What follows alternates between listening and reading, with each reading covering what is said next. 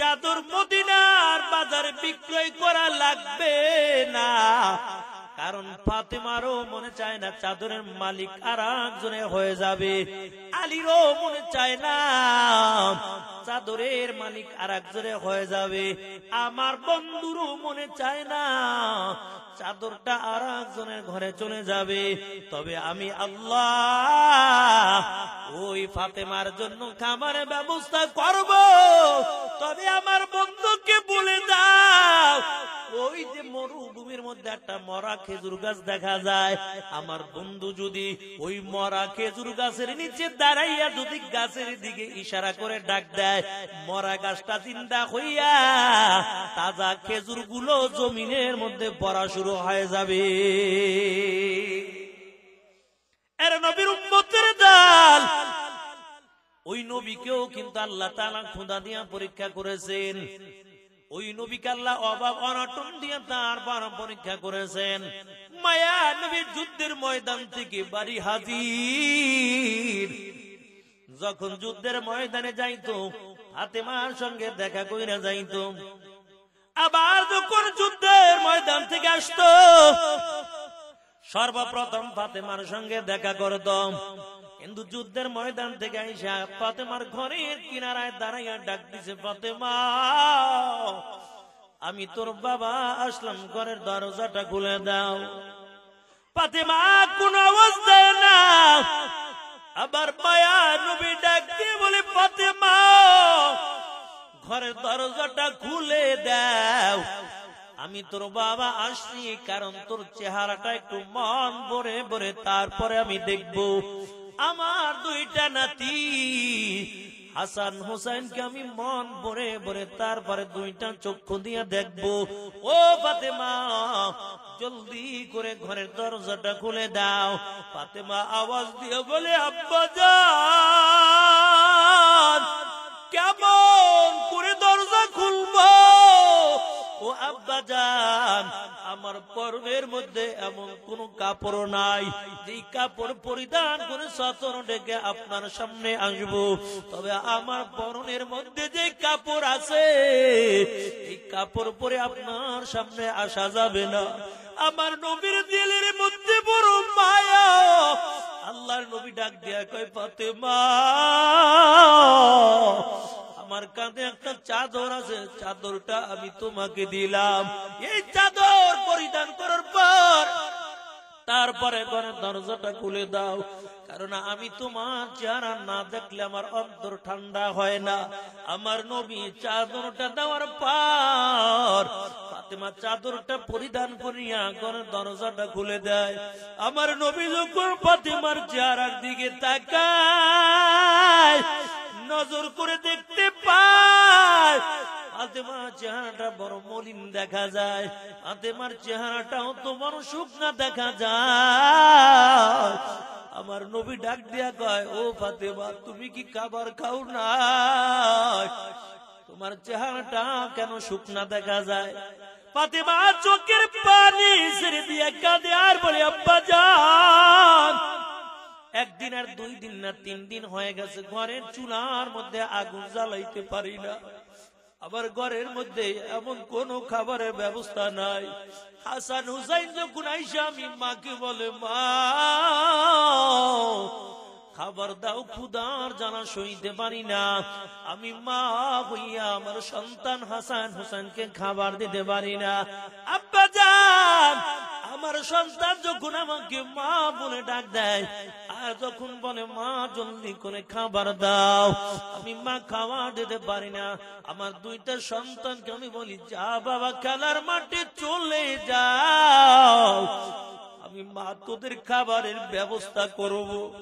আবার খেলার মাঠ থেকে আসার পর আমি মার কাছে আবার আইসা যখন বলে, মা খাবার দাও, আমি মা ডাক দিয়া বলি, সন্তান এখনো খাবারের ব্যবস্থা হয় নাই, একটু ঘুমিয়ে যাও, আমি মা তোদের জন্য খাবার রান্না করব। আব্বা জান, সকালবেলা আমার দুইটা সন্তান হাসান হোসেন, আমি মায়ের পা দুইটা জড়াইয়া এমন ভাবে চোখের পানি ছেড়ে দিয়ে কাঁদে আর ডাক দিয়া বলে, আম্মা জান খাবার দেন, খাবার দেন, ক্ষুধার যন্ত্রণা সইতে পারি না। ফাতেমা চোখের পানি ছেড়ে দিয়া কান্না করে আর বলে, আব্বা জান বলেন, সন্তান হয়ে যদি মায়ের পা দুইটা জড়াইয়া এমন ভাবে কান্না করে, বলেন আমি মা হইয়া কেমন করে সহ্য করব? আমি মায়ের কলিজা পেটে যায়, তারপর আমি মা হইয়া তাদের মুখে খাবার দিতে পারি না। আমার নবীর কণ্ঠের আওয়াজ পাওয়ার পর হাসান হোসেন দুইটা ভাইয়ের ঘুমটা ভেঙে গেল। দুইটা ভাই আমার নবীর দুই পাশে বসে যায়, ডাক দিয়া বলে, নানা জান আজকে আপনার মেয়ের বিচার না করে আপনি বাড়ি যেতে পারবেন না। আমার নবী ডাক দিয়ে বলে, রে হাসান হোসাইন, বলো তোর আম্মা কি অন্যায় করেছে বল, আমি তোর মায়ের বিচারটা আমি নবী করব। বলো তোমার আম্মা তোমার সঙ্গে কি বেয়াদবি করেছে? হাসান হোসেন ডাক দিয়ে বলে, নানা জান 3 দিন পর্যন্ত আমার মা আমাদের খাবার দেয় না, যখন খাবার চাই আমার মা আমাদেরকে খেলার মাঠে পাঠাইয়া দেয়, আবার যখন খেলার মাঠ থেকে আইসা আবার যখন খাবারটা চাই আমার মা বলে, একটু ঘুমিয়ে যাও খাবার দিব। ও নানা জান, এমন করে করে 3টা দিন কেটে গেল, খাবার দেয় না। নানা আমার মায়ের বিচার করে তারপরে বাড়ি যাবেন। আমার নবীর চোখের থেকে জর্জর করে পানিগুলো জমিনের মধ্যে পড়তেছে, আর আস্তে আস্তে করে আমার নবী পেটের থেকে জামাটা সরাইয়া দেয়। আমার নবী ডাক দিয়া বলে, হাসান হোসাইন 3 দিন পর্যন্ত না খাইয়া তোর নানার কাছে বিচার দাও। তোমার নানা 7 দিন পর্যন্ত খাবার পায় না, বল তোর নানা কার কাছে বিচারটা নিয়ে যাবে? এর নাতি 7 দিন পর্যন্ত খাবার না পাইয়া 7টা পাথর পেটের মধ্যে বেঁধে রাখলাম, তবে চিন্তা করিও না, আমি তোর নানা তোদের খাবারের ব্যবস্থা করব। এরে আল্লাহর বান্দা, মায়ার নবী আস্তে করে ফাতেমার ঘর থেকে বের হয়ে যায়, হাঁটতে হাঁটতে হাঁটতে হাঁটতে এক ইহুদির বাড়ি চলে গেল। ডাক দিয়ে বলি, ইহুদি ভাই তোমার কত বড় খেজুরের বাগান দেখা যায়, এরে ভাই তুমি আমাকে কিছু খেজুর দাও, কারণ আমার মেয়ে ফাতেমাও খাবার পায় না, 2টা নাতি হাসান হোসাইনও খেতে পারে না। ওই ডাক দিয়ে বলে, মোহাম্মদ খেজুর দিব, তবে শর্ত আছে। আল্লাহ নবী ডাক দেয়া বলে, কি শর্ত বলো? ইহুদি ডাক দেয়া বলে, মোহাম্মদ ওই যে আমার বড় খেজুরের বাগান দেখা যায়, আর বড় একটা কূপ আছে, এই কূপের কিনারায় বালতিও আছে, রশি লাগাইয়া এই কূপের থেকে বালতি ফালাইয়া পানিগুলো উঠাইয়া ওই খেজুর গাছের গোড়ার মধ্যে পানি দিবা, আমি তোমাকে এর ফলে 6টা খেজুর দিয়া দিব। আমার মায়ার নবী খেজুরের জন্য ডাক দেয়া বলে, ইহুদি ভাই কয় বালতি পানি দেওয়া লাগবে বলো? ইহুদি ডাক দিয়ে কয়, মোহাম্মদ 100 বালতি খেজুর গাছে গোড়াই দিবা, এর ফলে আমি তোমাকে 6টা খেজুর দিব। আমার নবী রাজি হয়ে গেল। ওই রশিটা বালতির সঙ্গে বাঁধার পর বালতি যখন কূপের মধ্যে ফালায়, প্রথম বালতি পানি উঠাইয়া খেজুরের গাছের গোড়ায় দেয়, আবার দ্বিতীয়বার বালতি ফালায়, বালতিটা কূপের মধ্যে ফালানোর পর আমার পানি উঠাইয়া খেজুর গাছের গোড়ায় দেয়। কিন্তু আমার নবীর পানি নিয়ে হাঁটতেও বড় কষ্ট হয়, কারণ নবীর পেটেও তো খাবার নাই। এরে আল্লাহর বান্দা, ওই নবী আবার তৃতীয়বার যখন কূপের মধ্যে বালতি ফালাইলো, বালতির মধ্যে পানি নিয়ে যখন আবার রশিটা ধরে টান দিল, হঠাৎ করে রশিটা ছিঁড়ে বালতিটা কূপের মধ্যে পড়ে গেল। আমার নবী কূপের পাশে দাঁড়াইয়া দাঁড়াইয়া ওই ইহুদির কি বাড়ির দিকে তাকাইয়া রইছে। হঠাৎ করে ইহুদি ডাক দিয়ে বলে, মুহাম্মদ, কেন খেজুর গাছের গোড়ায় পানি দাও না? আস্তে আস্তে করে গরম মেজাজ নিয়ে ইহুদি আমার নবীর কাছে দাঁড়াইয়া যায়। আবার নবী ডাক দিয়ে বলে, ইহুদি ভাই, কেমন করে পানি দিব? কারণ রশিটা ছিঁড়ে বালতিটা কূপের মধ্যে পড়ে গেছে। ইহুদির মেজাজ বড় গরম হয়ে গেল, সঙ্গে সঙ্গে হাতটা বাড়াইয়া আমার নবীর গালের মধ্যে একটা থাপ্পড় লাগাইয়া দিছে।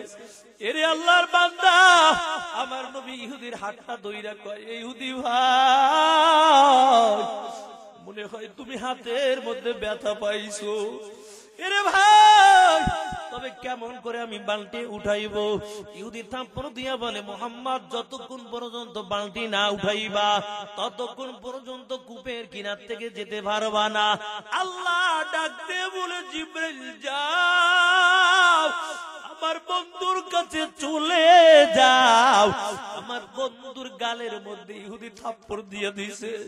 আমার বন্ধুর গায়ের মধ্যে মশা মাছি পড়া আমি হারাম করলাম, ওই আমার বন্ধুর গালের মধ্যে ইহুদি থাপ্পড়টা লাগাইয়া দিছে।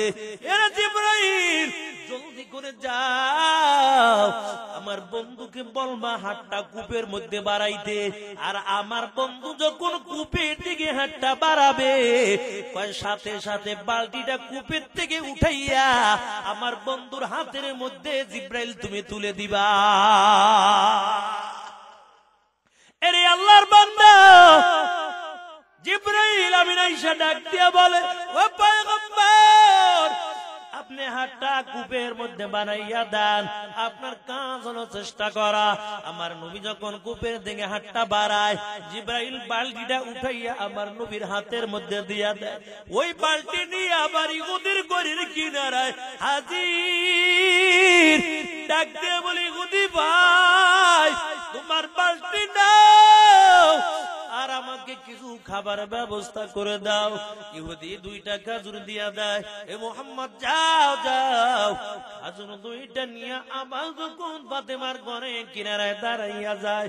এরে আল্লাহর বান্দা, ঘরের কিনারায় যখন দাঁড়াইয়া গেল, ফাতেমা আমার নবী চেহারার দিকে নজর দিয়া দেখে 5টা আঙুলের চাপ আমার নবীর গালের মধ্যে পড়ে আছে। ফাতেমা ডাক দিয়ে বলে, আব্বা যান, কে আপনার গালের মধ্যে থাপ্পড় দিয়েছে? এই মক্কার জমিনের মধ্যে আপনার মা নাই, আপনার বাবাও তো নাই, আপনি তো বড় এতিম। বলেন, আপনার গালের মধ্যে কে থাপ্পড় লাগাইয়া দিছে? আল্লাহ নবী কিছুই বলে না, খেজুর 2টা নিয়ে ফাতেমার হাতে দেয়। ডাক দিয়ে বলে, ফাতেমা, এই খেজুর তুমি খাও, তোমার সন্তানকে দাও। ইহুদির দিলের মধ্যে একটা হেদায়েতের ধাক্কা লেগে গেল। এই নবীর গালের মধ্যে আমি থাপ্পড় মারলাম, তারপর নবী আমাকে ধমক দিল না, নবী আমার হাতটা ধরে আবার নরম ভাষায় কথা বলল। যেই নবীর বিরোধিতা করলাম আর বিরোধিতা করব না, আমার দিলে দৃঢ় বিশ্বাস হয়ে গেল এটাই হবে আখিরি পয়গম্বর মুহাম্মদুর রাসূলুল্লাহ সাল্লাল্লাহু আলাইহি ওয়াসাল্লাম। এর নবীর উম্মতরা দল ইহুদির দিলের মধ্যে একটা ধাক্কা লেগে গেল। ইহুদি হাতের আঙুলগুলো আর হাতের সঙ্গে লাগলো না, হাতটা কাইটা তারপরে একটা পোল্টার মধ্যে ভইরা আস্তে করে হাতটা নিয়ে আমার ওই নবীর ঘরের কিনারে আবার দাঁড়াইয়া গেছে। আবার নবীর ঘরের কিনারায় দাঁড়ানোর পর ঘরের কিনারায় দাঁড়াইয়া সালাম দিছে। আমার নবী ইহুদির কণ্ঠের আওয়াজ পাইয়া ঘরের দরজাটা খুলে দেয়। এরে আল্লাহর বান্দা, নবী যখন ঘরের দরজাটা খুলে দিল, আমার নবী নজর দিয়া দেখো ইহুদি নবীর ঘরের দরজার সামনে দাঁড়ানো।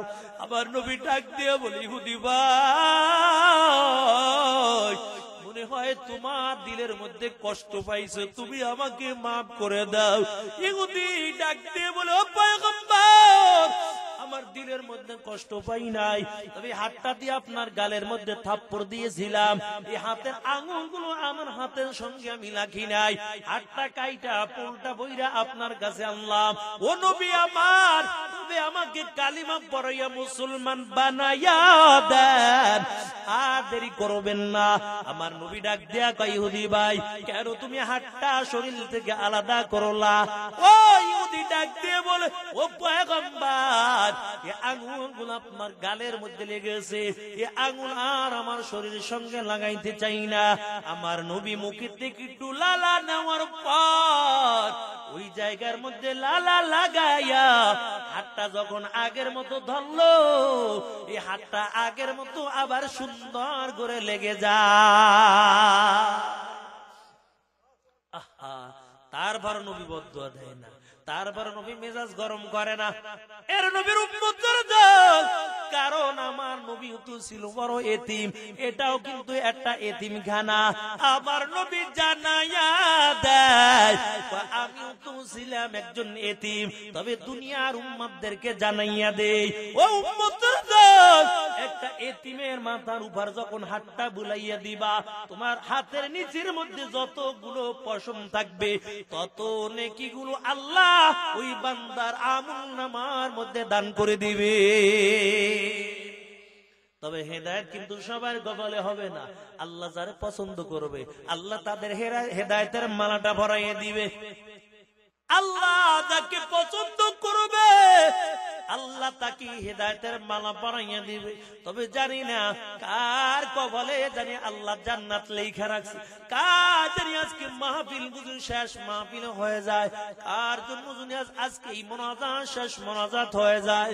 এর নবীর উম্মতের দল, ওই মালিককে ভয় করো আর মালিকের কাছে হেদায়েত চাও। জুনায়েদ বাগদাদী ছোট্ট একজন বালক সন্তান, একজন খ্রিস্টান যুবকের সঙ্গে ভালো সম্পর্ক। একদিন আইসা আবার তাড়াতাড়ি খ্রিস্টান যুবক তাড়াতাড়ি যাওয়ার জন্য ব্যস্ত হয়ে গেছে। জুনায়েদ ডাক দেখা, যুবক কই যাও? ওই খ্রিস্টান যুবক ডাক দিয়ে বলে, জুনায়েদ, তোমাদের যেমন অনুষ্ঠান হয় আমাদের একটা ধর্মীয় অনুষ্ঠান হবে, ওই জায়গার মধ্যে আমাদের খ্রিস্টান পাদ্রী থাকবে, একটা উপদেশ দিবে, আমরা সারা বছর উপদেশটা মেনে নিব। জুনায়েদ বাগদাদীও ডাক দিয়ে বলে, যুবক, আমিও তোমার সঙ্গে ওই জায়গার মধ্যে যেতে চাই। খ্রিস্টান যুবক ডাক দিয়ে বলে, জুনায়েদ, না না, ওই জায়গার মধ্যে তুমি যেতে পারবা না, কারণ ওই জায়গায় কোন মুসলমানের সন্তান যেতে পারে না। যদি কোন মুসলমানের সন্তান যায় তাকে বন্দী করে তারপরে শাস্তির ব্যবস্থা করে দেয়। জুনায়েদ বাগদাদী ডাক দিয়ে বলে, আমি মুসলমানের সন্তান, আমাকে নিয়ে কোনো চিন্তা করা লাগবে না, কারণ মুসলমান ভালো করে জানে দুনিয়ার জমিনে মুসলমানে কেউ নাই, তবে মুসলমানের সঙ্গে একমাত্র আল্লাহ আছে। জুনায়েদ বাগদাদী চলে গেল, খ্রিস্টান শ্রোতার দলগুলো বসে গেল। খ্রিস্টান পাদ্রীর দামি সিংহাসনের মধ্যে বসার পর জিহ্বা নাড়ায়, ঠোঁটটা নাড়ায়, কিন্তু জবান দিয়ে কথা বের হয় না। শ্রোতারা ডাক দিয়ে বলে, কি ব্যাপার, কেন আপনি আমাদের উপদেশটা দেন না? খ্রিস্টান পাদ্রীকে কেমন করে দিব? এই মজলিসের মধ্যে একজন মুসলমানের সন্তান আছে, আর মুসলমানের সন্তান থাকার কারণে আমিও কথা বলতে চাই, কিন্তু আমার জবান দিয়া কেমন জানি কথা বের হয় না।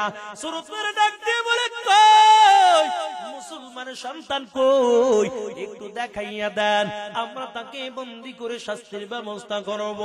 খ্রিস্টান পাদ্রী ডাক দিয়া কয়, না না, বন্দী করার দরকার নাই, কারণ আমিও দিলে দিলে একজন খাঁটি মুসলমান খুঁজতেছি। তবে আমার মনে হয় এই ছোট্ট নাবালক সন্তান একজন খাঁটি মুসলমানের সন্তান হবে, তাকে বন্দী করবা না, আমিও খাঁটি মুসলমান খুঁজতেছি, আমার কাছে তাকে ডাকো, আমি 5টা প্রশ্ন করব, যদি উত্তর দিতে পারে আর দেরি করব না, আমিও সাথে সাথে কালিমা পড়ে মুসলমান হয়ে যাব। ছোট্ট বালক সন্তানকে ডাকলো, যে জুনায়েদ বাগদাদি কাছে দাঁড়িয়ে গেল, খ্রিস্টান পাদ্রী ডাক দিয়ে বলে, ও মুসলমানের সন্তান, বলো এই জায়গার মধ্যে কেন আসছো? জুনায়েদ বাগদাদি কয়, আসছি একমাত্র দিনের দাওয়াতটা দেওয়ার জন্য। খ্রিস্টান পাদ্রী ডাক দিয়ে বলে, মুসলমানের সন্তান, তবে দিনের দাওয়াত দেওয়ার জন্য আসছো, আমিও ঈমান আনবো, তবে একটা শর্ত আছে। কয় কি শর্ত? কয় তোমাদের উলামায়ে কেরামদেরকে ডাকো, এক পাশে উলামায়ে কেরাম বসা থাকবে, আর এক পাশে শত শত খ্রিস্টান যুবকের দলগুলো বসা থাকবে। আমি 5টা প্রশ্ন করব, যদি উত্তর দিতে পারো আমিও দেরি করব না, আমার ভক্তবৃন্দ রাইকা এখন আমি কালিমা পড়ে মুসলমান হয়ে যাব। আল্লাহ হেদায়েতের ধাক্কা লাগাই দিয়েছে। জুনায়েদ বাগদাদি শত শত উলামায়ে কেরামদেরকে হাজির করলো, এক পাশে শত শত উলামায়ে কেরাম আনসারতার দল খ্রিস্টান পাদ্রী দামি সিংহাসনের মধ্যে বসার পর ডাক দিয়ে বলে, ও মুসলমান উলামায়ে কেরাম শুনো, আমি 5টা প্রশ্ন করাবো, উত্তর দিতে পারলে আর দেরি করব না, কালিমা পড়ে নিব। আর যদি সঠিক উত্তর না দিতে পারো আমি তোমাদের বন্দী করে শাস্তির ব্যবস্থা করব। সব মুসলমান উলামায়ে কেরাম বলেন, কি প্রশ্ন করতে চান বলেন, কারণ মুসলমান ভালো করে জানে দুনিয়ার জমিনে মুসলমানে কেউ নাই, তবে মুসলমানের সঙ্গে একমাত্র আল্লাহ আছে। এমন সময় খ্রিস্টান পাদ্রী দামি সিংহাসনের মধ্যে বসে গেল, ডাক দিয়ে বলে, মুসলমান 1 নাম্বার প্রশ্ন বলো, আল্লাহ এখন কি করে? 2 নাম্বার প্রশ্ন বলো, আল্লাহ কোন দিকে তাকানো আছে? 3 নম্বরে বলো, কোন জায়গার মধ্যে সূর্যের আলোটা একবার পড়েছিল আর কিয়ামতের আগে ওই জায়গার মধ্যে সূর্যের আলো পড়বে না? 4 নম্বরে বলো, কোন কবর জিন্দা ছিল, ওই কবরের বাসিন্দাও ছিল জিন্দা, আবার জিন্দা কবরটা চলাফেরা করেছে? 5 নম্বরে বলো, দুনিয়ার মধ্যে কোন কয়েদখানা, যে কয়েদখানার মধ্যে আলো নাই, বাতাস নাই, অক্সিজেন নাই, তারপরও আল্লাহ কয় দিকে জিন্দা রেখেছে? প্রশ্ন কয়টা হইল? 1 নাম্বার হইল আল্লাহ কোন কি করে, 2 নম্বরে আল্লাহ কোন দিকে তাকানো আছে, 3 নম্বরে কোন জায়গায় সূর্যের আলো একবার পড়েছিল আর কিয়ামতের আগে সূর্যের আলো ওই জায়গায় পড়বে না? 4 নম্বরে কোন কবরটা জিন্দা ছিল, কবরের মধ্যে যিনি ছিল উনিও জিন্দা, আবার জিন্দা কবরটা চলাফেরা করেছে? 5 নম্বরে বলো, কোন কয়েদখানা, যে কয়েদখানার মধ্যে আলো নাই, বাতাস নাই, অক্সিজেন নাই, তারপর আল্লাহ কয় দিকে জিন্দা রেখেছেন? সব উলামায়ে কেরাম মাথা নিচু দিয়া আল্লাহর সঙ্গে দিলটা লাগাইয়া কয়, আল্লাহ কেমন করে বলবো, এখন তুমি কি করো? তবে মুসলমানে তুমি যুগে যুগে বিজয়ের মালা পরাইছো, আল্লাহ আজকে তুমি মুসলমানে বিজয়ের মালাটা পরাইবা। এমন করে দিলটা খুলে খুলে দোয়া করতেছে। হঠাৎ করে ছোট্ট বালক জুনায়েদ বাগদাদি দাঁড়িয়ে বলে, ও মুসলমান উলামায়ে কেরাম, তোমাদের কোনো চিন্তা করা লাগবে না, এই খ্রিস্টান পাদ্রীর 5টা প্রশ্নের উত্তর দেওয়ার জন্য আমি মুসলমানের সন্তান জুনায়েদ একাই যথেষ্ট। কই তোমাদের লাগবে না, আমি একাই যথেষ্ট। সবাই বড় অবাক হয়ে গেল, ডাক দিয়ে কয়, এই ছোট্ট বালক পারবা? কয় ইনশাআল্লাহ পারবো। আস্তে আস্তে করে খ্রিস্টান পাদ্রীর কাছে হাজির হয়ে গেছে। খ্রিস্টান পাদ্রী চেহারার দিকে তাকাই দিছে, এই জুনায়েদ পারবা তুমি ছোট্ট বালক? ইনশাআল্লাহ পারবো, কারণ দুনিয়ার জমিনে মুসলমানে কেউ নাই, তবে মুসলমানের সঙ্গে আল্লাহ আছে। চিন্তা